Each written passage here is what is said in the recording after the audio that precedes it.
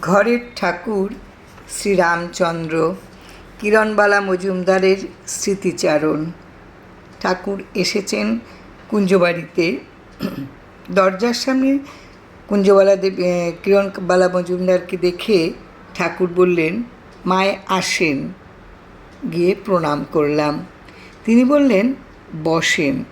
দু একটা ঘর সংসারের কথাবার্তা হলো। একটু উঠে বসলাম। গেরস্তালির কাজ পড়ে আছে, বেলা হচ্ছে।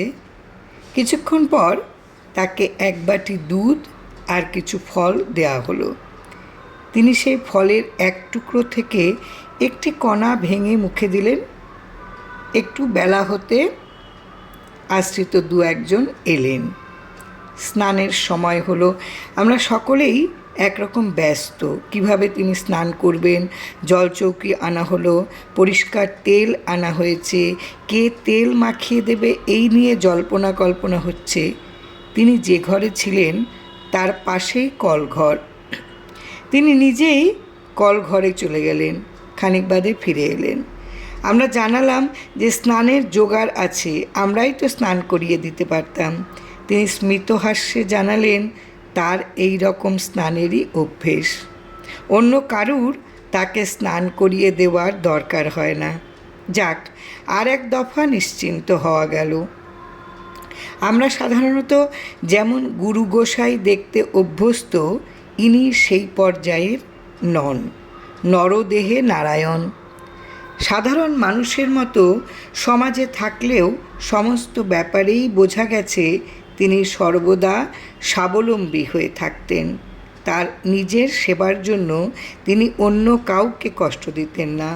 এমনকি শরীর খুব বেশি রকম অসুস্থ হলে যদি অন্য কারুর কিছু দরকার হতো বা করত, তাহলে তিনি অত্যন্ত সংকোচ বোধ করতেন, যেন তিনি খুব অন্যায় অপরাধ করেছেন।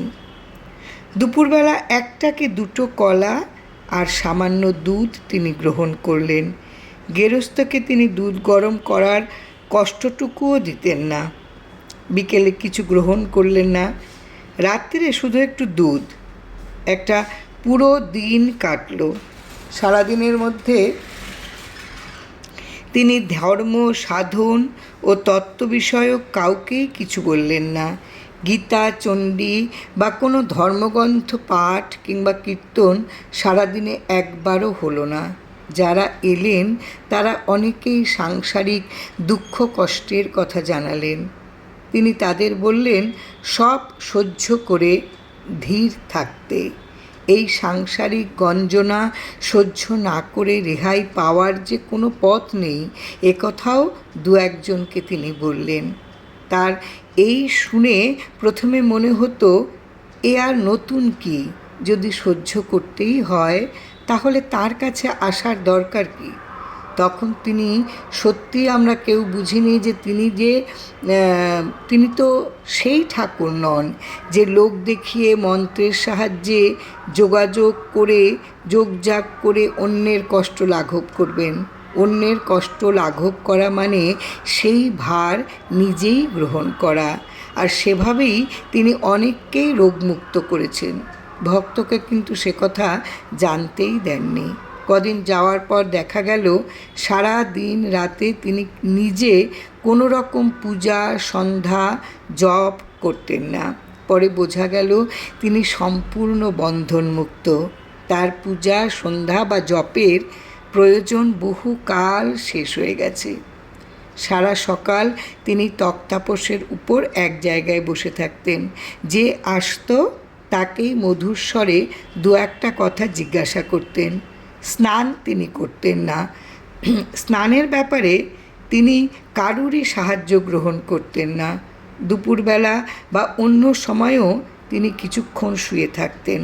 বিকেল থেকে রাত পর্যন্ত এক টানা বসে থাকতেন। আশ্রিত যারা আসতেন তাদের সঙ্গে কথাবার্তা বলতেন। ঠাকুরের পরনে সাদা ধুতি, গায়ে একটা লংক্লথের ফতুয়া, এ দুটো রোজই আমরা কেচে দিতাম।